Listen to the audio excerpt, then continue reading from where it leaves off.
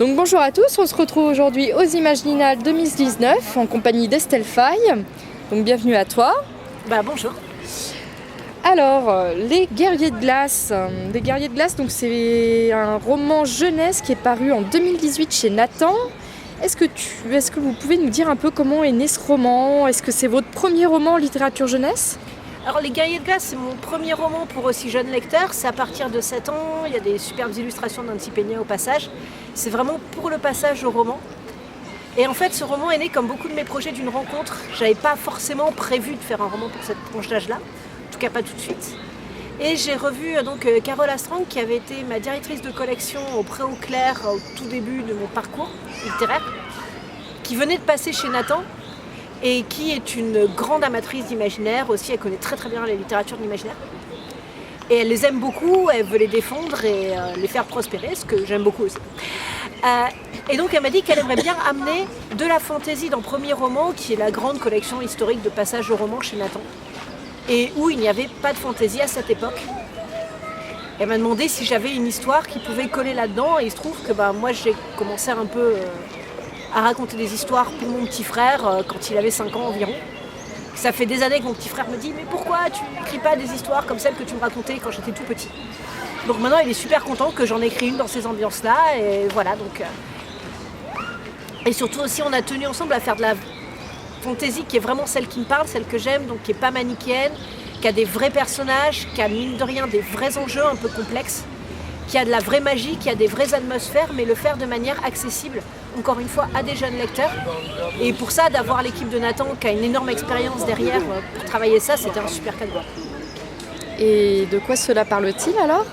Donc on est dans un village, dans des montagnes qui sont pas mal inspirées des Alpes et du Tyrol, où on voyageait pas mal avec mes parents, quand mon frère et moi on était petits justement.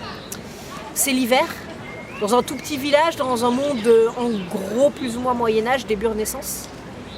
Simplement, tous les 10 ans, des guerriers de glace viennent menacer ce village, et les villages en général des montagnes, les hivers quand il y a beaucoup de neige.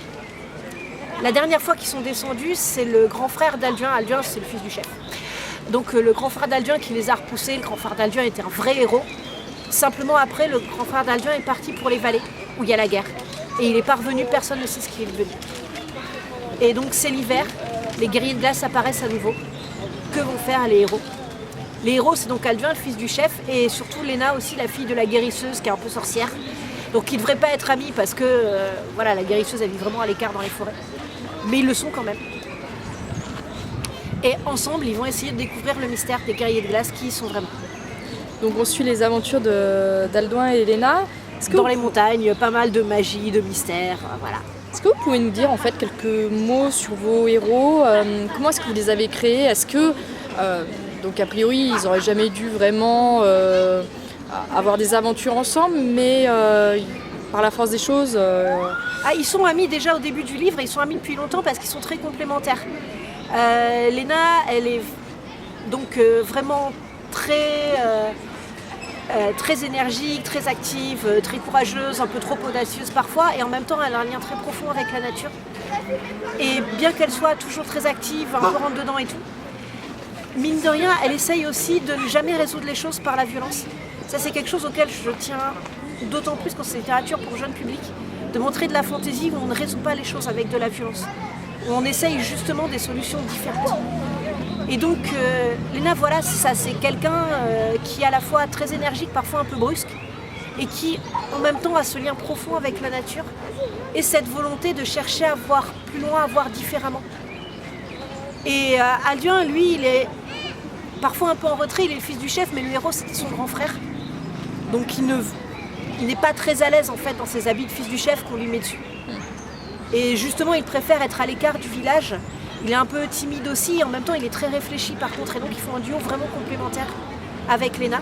Et Alduin, il a beaucoup d'intuition aussi parce que justement il réfléchit beaucoup, parce qu'il est très posé, très... Voilà, ce côté un peu en retrait, c'est aussi sa force en fait.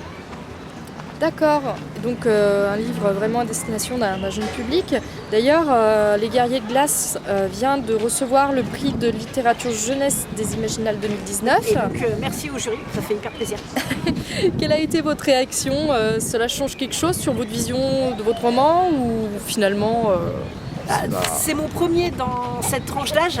Et de voir que justement, en plus dans une collection qui avant n'avait pas de fantaisie pure et dure, il fait un chemin pareil, qu'il a même cette reconnaissance des imaginales, qui est une reconnaissance énorme dans nos littératures, forcément ça fait hyper plaisir et ça ne peut que m'encourager à continuer, donc ça prouve qu'on n'a pas trop mal bossé, quoi.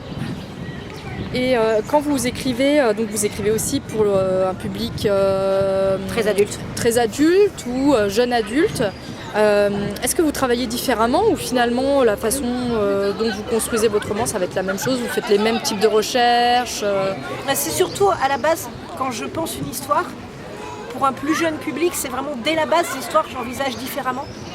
Et là par exemple, pour les guerriers de glace, j'ai demandé aux enfants de mon entourage qu'est-ce qui était important pour eux dans une histoire. Et tous ils m'ont dit tout de suite, c'est important que ça parle d'amitié, donc je suis vraiment partie là-dessus sur une histoire qui parlait d'amitié. Et ensuite, j'ai vraiment cherché à retrouver ce qu'aimait mon frère aussi dans les histoires que je racontais quand on était plus jeune, ce que moi j'aimais quand j'étais plus jeune. Voilà, j'ai cherché avant tout à me mettre un peu dans les yeux, quelque part, de la jeune lectrice que j'ai été, de remettre à la place la jeune lectrice que j'avais été, et aussi, mine de rien, de m'intéresser à ce qu'aimaient les jeunes lecteurs de mon entourage, pour encore une fois faire quelque chose qui soit une histoire avant tout pour eux.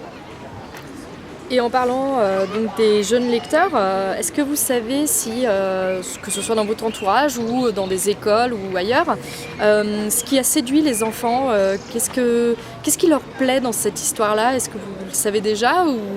Alors, en passant dans les écoles, dans les médiathèques, là aussi vient d'avoir le prix des jeunes lecteurs, par exemple des médiathèques de Nanterre. Rencontré pas mal de lecteurs qui en général aiment beaucoup, merci à eux.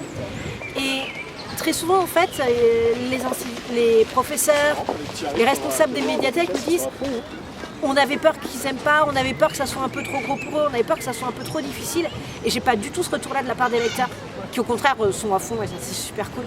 Et vraiment, ils aiment parce qu'il y a de l'aventure, parce qu'il y a de la magie. Ils aiment aussi parce qu'il y a des vrais enjeux derrière. Et donc Léna, par exemple, est vraiment menacée aussi par son statut notamment de fille de sorcière. Elle s'attire pas mal d'inimitié. En plus, elle est rousse, donc dans les un monde où c'est pas forcément facile. Et donc voilà, il y a des vrais dangers, mine de rien. Mais justement, ça aussi, c'est quelque chose qui parle aux jeunes lecteurs, que les héros aient des vrais dangers à surmonter. Que ça soit, mine de rien, des vrais personnages d'enfants aussi, qui font un peu plus de choses que ce que font des enfants dans la vraie vie, mais qui restent des enfants. Et qui ne sont pas des mini-adultes, qui se mettent vraiment à leur niveau aussi. Ça leur parle beaucoup, et qui est des vraies ambiances. Mine de rien, pareil, ils aiment qu'on pousse les choses un petit peu plus loin, peut-être. Que ce soit pas si simple que ça, et que... Voilà, ce qui pourrait être vu comme une difficulté, finalement, pour beaucoup des jeunes lecteurs que je croise, c'est un des enjeux du roman. Et comme me l'a dit justement le week-end dernier à Nanterre, un jeune lecteur très enthousiaste, moi je préfère les aventures que rester sur mon canapé à manger des chips. Ce qui a un bon avis. Et maintenant, sur quoi est-ce que vous travaillez? Est-ce qu'on peut s'attendre à d'autres aventures avec Léna et Alduin? Au départ, quand on a fait ce premier roman, je t'ai dit on va voir déjà comment ça fonctionne, est-ce que ça accroche les lecteurs? Eh ben oui, les lecteurs ils accrochent, donc merci beaucoup aux lecteurs. Et donc là, oui, je suis repartie pour écrire d'autres aventures de Léna et Alduin. Donc le premier était en plein hiver, le deuxième va être au printemps, le premier dans les montagnes, le deuxième sera dans les vallées, et le troisième, je n'en dis pas plus. Au bord de la mer? Faut pas tout dévoiler tout de suite quand même. Merci beaucoup d'avoir répondu à ces quelques questions. On vous souhaite un très très très bon festival. Merci beaucoup à vous et plein de belles lectures.